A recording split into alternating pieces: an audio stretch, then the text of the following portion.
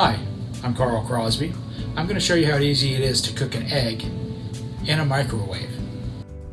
Wash your hands, set your mise en place up, coat your bowl with oil, make sure it's coated thoroughly.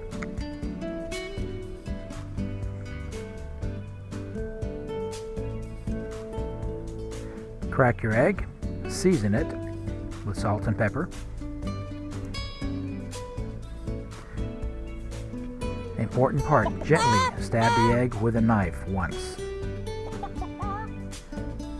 Next, place a dampened paper towel over your bowl, place in the microwave, and microwave for 25 seconds. Let sit for 10 seconds, and then microwave for another 10 seconds.